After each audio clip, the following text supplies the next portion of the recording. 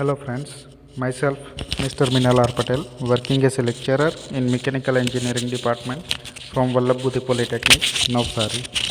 Today I will discuss about the topic time of reverberation for the subject Engineering Physics Group 1. પ્રતિકોષ સમય time of રિવર્બેરેશન. તો સૌપ્રથમ આપણે વ્યાખ્યા જોઈએ. હોલમાં ધ્વનિ ઉત્પન્ન કરનાર સાધનનું કાર્ય બંધ થઈ ગયા પછી જેટલા સમય સુધી પ્રતિઘોષ સંભળાય તે સમયના ગાળાને પ્રતિઘોષ સમય કહે છે. પ્રોફેસર સેબાઇન નામના વૈજ્ઞાનિકે ધ્વનિશાસ્ત્રની આ બાબતમાં ઊંડું સંશોધન કાર્ય કરેલું છે. તેમણે પ્રતિઘોષ સમયની વ્યાખ્યા નીચે પ્રમાણે આપી.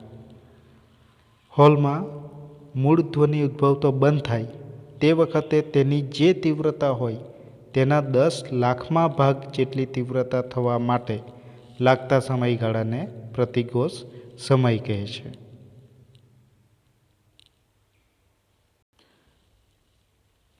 પ્રતિઘોષ સમયનું યોગ્ય એટલે કે શ્રેષ્ઠ મૂલ્ય ઓપ્ટિમમ ટાઈમ ઓફ રિવર્બરેશન.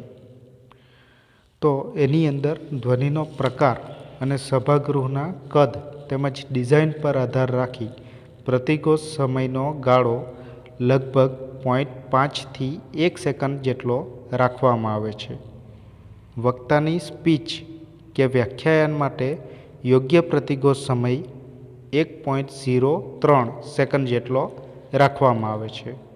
હોલમાં સંગીતમય ધ્વનિ માટે પ્રતિઘોષ સમયનું મૂલ્ય લગભગ 5થી 7 સેકન્ડ સુધી ગોઠવવામાં આવે છે. જો પ્રતિઘોષ સમયનું મૂલ્ય 0.5 સેકન્ડથી ઓછું હોય તો તે હોલ જડ અને નિર્જીવ લાગે છે.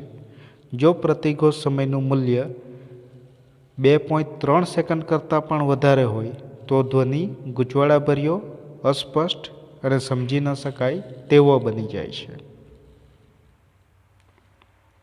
ધ્વનિશોષક અંક coefficient of absorption of sound. તો એના માટેની વ્યાખ્યા: કોઈપણ સપાટીએ પ્રતિ સેકન્ડ શોષણ કરેલી ધ્વનિ શક્તિ અને તે જ સપાટી પર પ્રતિ સેકન્ડ આપાત થતી કુલ ધ્વનિ શક્તિના ગુણોત્તરને તે સપાટીનો ધ્વનિ શોષણ અંક કહે છે. સખત અને સુવાળી સપાટી ધ્વનિનું શોષણ ઓછું કરે છે, જ્યારે છિદ્રાળુ એટલે કે પોરસ અને નરમ સપાટી ધ્વનિનું શોષણ વધારે કરે છે. સભાગૃહમાં રહેલી ખુલ્લી બારીમાંથી ઉત્પન્ન થયેલા ધ્વનિ તરંગો સંપૂર્ણ રીતે બહાર નીકળી જાય છે. એથી ખુલ્લી બારી સંપૂર્ણ ધ્વનિ શોષક ગણી શકાય. આથી ધ્વનિ શોષણના એકમની વ્યાખ્યા ખુલ્લી બારીની શોષણ શક્તિના આધારે આપવામાં આવે છે.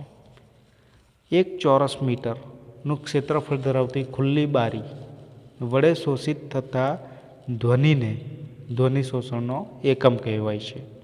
આ એક ઓપન વિન્ડો યુનિટ એટલે સ્મોલ ફોર્મમાં આપણે લખીશું OWU તરીકે ઓળખાય છે. ધ્વનિ શોષણ અંકની કિંમત 0થી 1ની વચ્ચે બદલાઈ શકે છે. એની વેલ્યુ 0થી 1 સુધી હોઈ શકે.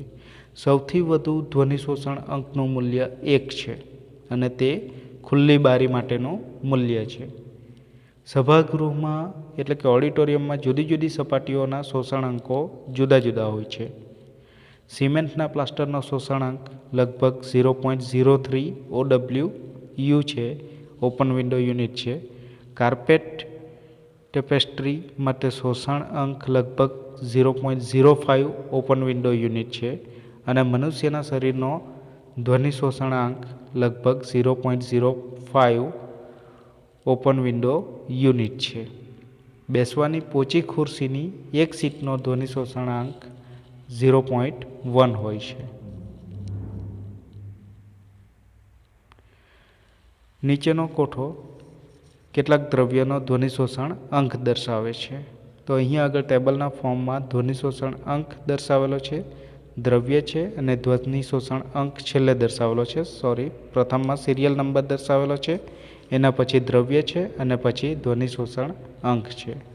તો ખુલ્લી બારી માટેનો ધ્વનિ શોષણ અંક 1 છે, ઈંટની દિવાલ માટે 1.03 છે, બારીના કાચ માટે 0.025, કાર્પેટ માટે 0.25 to 0.30, પડદા માટે 0.15, લાકડાની ખુરશી માટે 0.17, ફોલ્ડિંગ ખુરશી માટે 0.30 અને માણસ માટે 0.50 છે.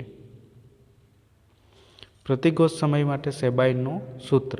સેબાઇન્સ ફોર્મ્યુલા ફોર રિવર્બેરેશન ટાઈમ. પ્રોફેસર સેબાઈને સભાગૃહ માટે પ્રમાણભૂત પ્રતિઘોષ સમય માટે નીચે પ્રમાણેનું સૂત્ર આપ્યું, જે સેબાઇનના નિયમ તરીકે પણ જાણીતું છે. પ્રતિઘોષ સમય એટલે કે small T equal to 0.165 into V divide by epsilon alpha S, જેમાં વી એટલે સભાગૃહનું કદ મીટર ક્યુબમાં અથવા ઘન મીટરમાં. Epsilon alpha S equal to હોલમાં થતું ધ્વનિનું કુલ શોષણ. આલ્ફા ઇક્વલ ટુ ધ્વનિ શોષણનો અંક. એસ એટલે સપાટીનું ક્ષેત્રફળ મીટર સ્ક્વેર અથવા ચોરસ મીટરમાં. ટી એટલે પ્રતિઘોષ સમય, જે સેકન્ડમાં દર્શાવવામાં આવે છે. હવે આ ઉપરના સમીકરણમાં એપ્સાઇલોન આલ્ફા એસ ધ્વનિ શોષણાંક અને તેને અનુરૂપ સપાટીના ચોરસ મીટર ક્ષેત્રફળના ગુણાકારનો સરવાળો છે.